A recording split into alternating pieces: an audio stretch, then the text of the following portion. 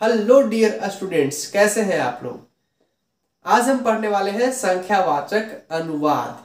जी हाँ, आज हम अनुवाद देखेंगे। उसमें हम ये जानेंगे कि संख्याओं का प्रयोग अनुवाद में कैसे किया जाता है। पिछले वीडियो में हमने संख्याओं के बारे में पढ़ा था।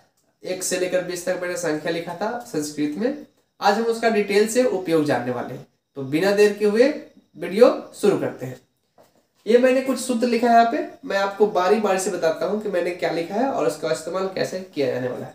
तो सबसे पहले मैंने हेडिंग लिखा है संख्यावाचक अनुवाद, मतलब संख्याओं का उपयोग करके अनुवाद को बनाने वाले हैं। हमें लट लकार का सूत्र का जरूरत पड़ेगा, इसलिए मैं लट लकार यानी कि वर्तमान काल का सूत्र लिखा है। सूत्र होता है एक वचन, द्विवचन, बहुवचन, प्रथम पुरुष, मध्यम पुरुष, उत्तम पुरुष। इस प्रकार से होता है ती, तह, अंति, सी, थह, थह, आमी, आवा, आमा। अगर आपने लट लकार पढ़ा है या वीडियो देखा है, समझा है आपने, तो आपको 100% समझ में आने वाला है। और अगर आपने लट लकार का वीडियो नहीं देखा है, संख्याओं का जो मैंने वीडियो बनाया है उसका नहीं देखा है, तो मैं चाहूंगा कि आप पहले बेसिक वीडियो देखिए, बेसिक मजबूत कीजिए, ताकि आपको 100% समझ में आए। तो अगर आप बेसिक वीडियो देखना चाहते हैं तो इसका लिंक आपको डिस्क्रिप्शन बॉक्स में मिल जाएगा, नहीं तो आई बटन में दिख रहा होगा, वहां जाकर आप देख सकते हैं। तो अगर आपने बेसिक वीडियो देखा है तो चलिए आपको आगे बताते हैं, आपको 100% समझ में आने वाला है। तो देखिए, मैंने यहाँ पर लट लकार का सूत्र लिखा है। थोड़ा सा जानकारी के लिए बता दूं मैं आपको कि प्रथम पुरुष जो है उसमें क्या क्या आता है। प्रथम पुरुष में, तो प्रथम पुरुष में लड़कों लड़कियों का नाम भी आता है। सह मतलब वह, वे दोनों, वे लोग। इसके अलावा जिसका भी नाम हो सब प्रथम पुरुष में ही आता है। एक वचन तो समझते ही होंगे। एक वचन मतलब एक संख्या का बोध कराता है, द्विवचन में 2 संख्याओं का बोध करता है, और बहुवचन में बहुत सारा संख्याओं का बोध कराता है। तो एक बार हम पढ़ लेते हैं जो मैंने यहाँ पर संख्या लिखा है। तो संख्या जो है इस प्रकार से है। एक का होता है एक का। देखिए यहाँ पर पुल्लिंग लिखा गया है, स्त्रीलिंग और नपुंसकलिंग। इसको भी आज जान लेते हैं क्या है। पुल्लिंग का मतलब होता है पुरुष जाति के लिए, स्त्रीलिंग मतलब स्त्री जाति के लिए, और नपुंसकलिंग में उनको रखा गया है जो निर्जीव होते हैं। या फिर कह सकते हैं कि पुल्लिंग और स्त्रीलिंग को छोड़कर जो भी बचा हुआ संस्कृत में नपुंसकलिंग में रखा जाता है। जैसे कि फल हो गया, फल निर्जीव है तो हो जाएगा नपुंसकलिंग में। तो संस्कृत में जो है कुछ शब्दों का, जैसे देखिए 4 तक है, 1 2 3 4, तो 4 तक जो है तीनों लिंगों में अलग अलग इसका रूप चलता है। बाकी फिर उसके बाद सब सही है, सबका एक ही होता है। जान लेते हैं थोड़ा सा क्या क्या है। एक का संस्कृत अगर पुल्लिंग में बात करें तो एक होगा, स्त्रीलिंग में हो जाएगा एका, और नपुंसकलिंग में एकम होता है। इस प्रकार से दूसरा देख लेते हैं। पुल्लिंग होता है द्वौ, स्त्रीलिंग में होता है द्वे, और नपुंसकलिंग में होता है द्वे। तीसरा का होता है त्रयः, तीसरा त्रीणि, और चौथा का होता है 4 का होता है चत्वारः, चतस्रः और चत्वारि। तो इस प्रकार से तीनों लिंगों में अलग अलग रूप चलता है, रूप है। बाकी 5 से जो है नॉर्मल ही चलता है। तो 5 से है, 5 का होता है पंच, 6 का होता है छठा का होता है षट या षड भी कह सकते हैं, 7वां का होता है सप्त, 8वां का होता है अष्ट या कभी कभी अष्टौ भी होता है, 9वां का होता है नव, और 10वां का होता है 10। तो इस प्रकार से 1 से लेकर 10 तक मैंने संख्याओं को लिखा है। मैंने साथ में अनुवाद लिखा है, यहाँ पर कुछ अनुवाद लिया है मैंने, जिसको हम बनाएंगे, और सूत्र का इसका जरूरत पड़ने वाला है, इसका दोनों का उपयोग करके बनाएंगे। तो चलिए बनाना भी शुरू करते हैं। तो पहला हमारा अनुवाद है एक लड़का जाता है। देखिए यहाँ पर एक, इसका एक जो दिया हुआ है, इसका संस्कृत क्या होगा। तो हम यहाँ पर देख पा रहे हैं कि एक का जो है 3 मीनिंग है, एका, एका और एकम। लेकिन यहाँ लड़का है, तो लड़का तो पता ही है कि लड़का जो है पुल्लिंग जाती है। तो पुरुष के लिए, तो पुरुष के लिए एक का इस्तेमाल करेंगे तो क्या होगा, एका। देखिए मैंने ऊपर लिख दिया है पुल्लिंग, तो एक मतलब कि एका लिखेंगे संस्कृत में, क्योंकि यह पुल्लिंग है इसलिए एका का प्रयोग कर रहे हैं। लड़का का होता है बालका, एका बालका। जाता है, तो जाना का संस्कृत होता है गच्छ, सूत्र लगेगा ती, हो जाएगा गच्छति। कैसे, तो बताते हैं। बालक कितना है, लड़का कितना है, एक लड़का है। तो एक लड़का मतलब कि एक वचन, तो एक वचन में सूत्र देखेंगे। और मैंने अभी बताया कि जितने भी नाम वगैरह आते हैं सब प्रथम पुरुष में ही आता है, और जितने भी सेंटेंस लिए गए हैं सब प्रथम पुरुष का ही इस्तेमाल किया जाएगा। तो प्रथम पुरुष तो ऑलरेडी फिक्स है, प्रथम पुरुष ही आएगा। एक वचन, एक लड़का है तो एक वचन, तो प्रथम पुरुष के एक वचन में सूत्र क्या होता है ती। तो गच्छ मतलब जाना, गच्छ के लास्ट में लगा दिए ती, गच्छती मतलब एक लड़का जाता है।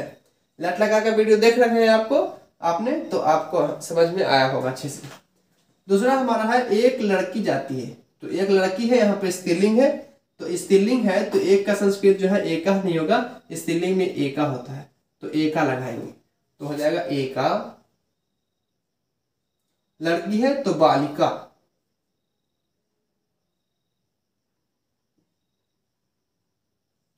एका बालिका मतलब एक लड़की। पढ़ती है तो पढ़ना का संस्कृत होता है पाठ। अब चूंकि पता है कि एक लड़की है तो एक वचन में सूत्र रहेगा तो हो जाएगा ती, तो हो जाएगा पठती। एका बालिका पठती मतलब एक लड़की पढ़ती है। इसी प्रकार से नेक्स्ट हमारा अनुवाद है दो लड़के खेलते हैं। तो यहाँ पर देखिए दो है, दो वो भी पुल्लिंग में है ना, लड़के हैं, लड़के पुल्लिंग। तो पुल्लिंग में दो का संस्कृत देखिए, पुल्लिंग में दो का संस्कृत क्या है, द्वौ। तो हम यहाँ लिखेंगे द्वौ, इस प्रकार से द्वौ। लड़के तो दो लड़कों का संस्कृत क्या होगा, तो अगर आपने बालक शब्द रूप देख रखा है तो दो लड़कों का संस्कृत होता है बालको, बालकः बालको बालकः, तो यहाँ लिखेंगे बालको।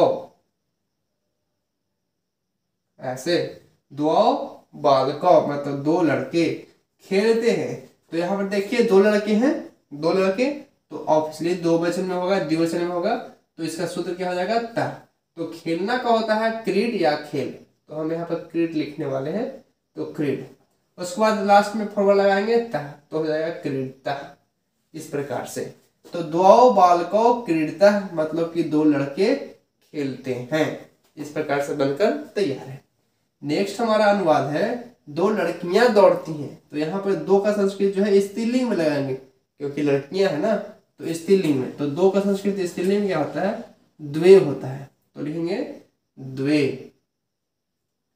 समझ में आ रहा है ना मैंने कहां पर से लिया है, द्वे।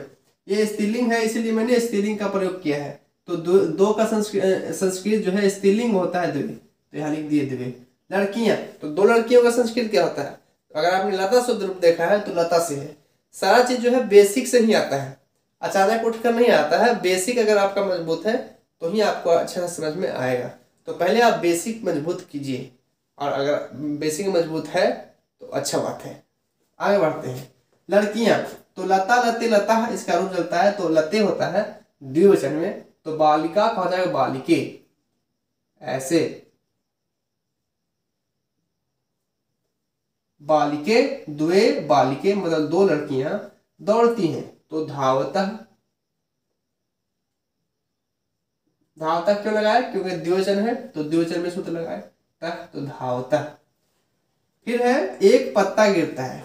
तो देखिए यहाँ पर पत्ता क्या है, यहाँ पर पत्ता नपुंसक लिंग माना जाएगा, इसको पुल्लिंग भी कहते हैं, मतलब कि निर्जीव। साधारण भाषा में समझे तो निर्जीव। तो पत्ता निर्जीव है तो हम नपुंसक लिंग का लगाएंगे, एक है ना, तो एक का जो है संस्कृत देखेंगे वो भी नपुंसक लिंग में, तो होता है एकम। देखिए पुल्लिंग के लिए एक, स्त्रीलिंग के लिए एक, और नपुंसक लिंग के लिए एकम, तो हम लगाएंगे एकम, तो हो जाएगा एकम। पत्ता का होता है पत्रम,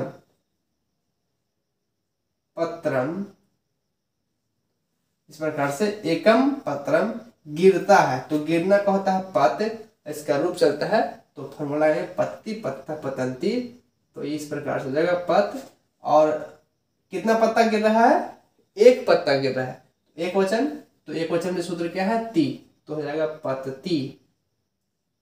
एकम पत्रम पतती मतलब एक पत्ता गिरता है। नेक्स्ट हमारा है तीन लड़के घूमते हैं। तीन लड़के घूमते हैं, तो पहले तो पता करेंगे कि लड़के जो है कितने हैं, तीन है, वो भी लड़के हैं मतलब पुल्लिंग है, तो तीन का संस्कृत देखेंगे, लेकिन पुल्लिंग में तीन का संस्कृत पुल्लिंग में क्या होता है, त्रयः। तो यहां लिखेंगे हम त्रयः, त्रयः मतलब तीन हो गया। लड़के हैं तो तीन लड़कों का संस्कृत क्या होगा, तो बालकः बालको बालकः, बालकः मतलब तीन या उससे अधिक, तो बालकः, तो यहां लिखेंगे बालकः। बालकः मतलब कि दो से अधिक लड़के, तीन भी और 30 भी, तो अभी हमको तीन की जरूरत है, तो बालकः हो गया। त्रयः बालकः मतलब कि तीन लड़के घूमते हैं, तो घूमना का होता है भ्रम, इसका रूप चलेगा तो देखिए 3 लड़के हैं, 3 लड़के मतलब कि इसमें बहुवचन में आ जाएगा, 2 से अधिक होता है वो बहुवचन में आता है, तो ये बहुवचन में आ जाएगा और शूद्र क्या लगेगा अंति। तो भ्रम में लगा देंगे अंति, हो जाएगा भ्रमंती, भ्रमंती। इस प्रकार से बनकर तैयार है। त्रयः बालकः भ्रमंती मतलब 3 लड़के घूमते हैं। नेक्स्ट हमारा है 4 ब्राह्मण खाते हैं। ऐसे 4 ब्राह्मण खाते हैं, तो 4 का देखिए 4 तो पहले ब्राह्मण है, ब्राह्मण खा रहे हैं, तो ये जो है पुल्लिंग है, तो 4 का संस्कृत भी हम पुल्लिंग में ही लगाएंगे। तो 4 का संस्कृत पुल्लिंग में क्या होता है चत्वारः, तो लिखेंगे चत्वारः, चत्वारः मतलब 4। ब्राह्मण, ब्राह्मण का संस्कृत क्या होगा, तो ये भी बहुवचन हो जाएगा, 4 है, 2 से अधिक हो जितना भी होता है सब बहुवचन में आता है, तो ब्राह्मणः हो जाएगा, ब्राह्मणः।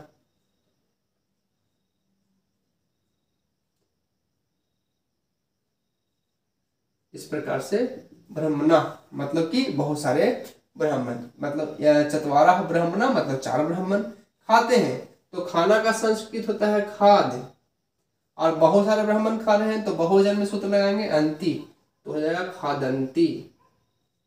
इस प्रकार से चत्वारः ब्राह्मणाः खादन्ति मतलब 4 ब्राह्मण खाते हैं। एंड लास्ट हमारा संस्कृत अनुवाद है वह 4 फल खाता है। देखिए इसमें थोड़ा सा दिमाग लगाइएगा, ऐसे है ज्यादा कठिन नहीं, थोड़ा सा दिमाग लगा लीजिएगा, थोड़ा सा एकदम बिल्कुल थोड़ा सा। वह फल खाता है, तो फल कौन खा रहा है, वह खा रहा है, 4 फल खाता है, 6 फल खाता है, जितने भी फल खाए उसके पेट के ऊपर निर्भर करता है, लेकिन कौन खा कौन रहा है वह, तो वह का संस्कृत तो पहले लिखेंगे सा है। 4 फल, तो 4 फल का संस्कृत क्या होगा, तो देखिए फल क्या है, फल है नपुंसक लिंग मतलब निर्जीव, तो फल के अनुसार जो है 4 का भी संस्कृत हम निर्जीव मतलब कि नपुंसक लिंग में लगाएंगे। वह के अनुसार जो है नहीं लगाएंगे 4 का संस्कृत, फल के अनुसार लगाएंगे। क्यों, क्योंकि क्वालिटी किसका है, मतलब 4 कौन है, क्या 4 है, फल 4 है, वह 4 नहीं है, फल 4 है, इसलिए फल के अनुसार ही 4 का संस्कृत रहेगा। तो 4 का संस्कृत जो है नपुंसक लिंग में, क्योंकि फल जो है नपुंसक है मतलब निर्जीव है, तो 4 का भी निर्जीव जो है निर्जीव के रूप में ही मतलब नपुंसक लिंग में ही लगाएंगे, तो चत्वारी होता है, तो सह चत्वारी।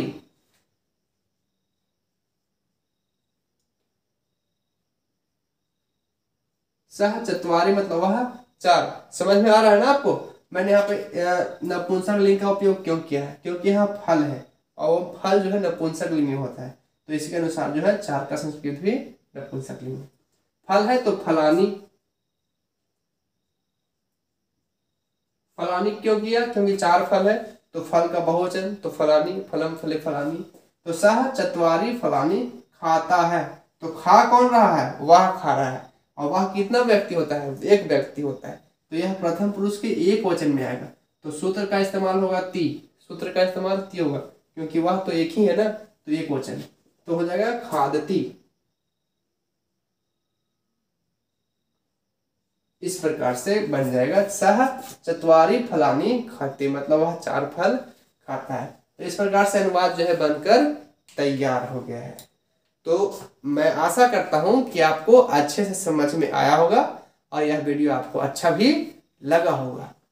तो अगर वीडियो सच में अच्छा लगा तो एक लाइक देकर हमारा उत्साह जरूर बढ़ाइएगा, और हाँ नीचे कमेंट जरूर लिखिएगा कि सर सच में अच्छा लगा, वीडियो अच्छा लगा, पसंद आया, या फिर किसी और टॉपिक पे अगर आप वीडियो देखना चाहते हैं या चाहते हैं तो आप मुझे कमेंट जरूर कीजिएगा कि हाँ सर इस टॉपिक पे आप वीडियो बना दीजिए।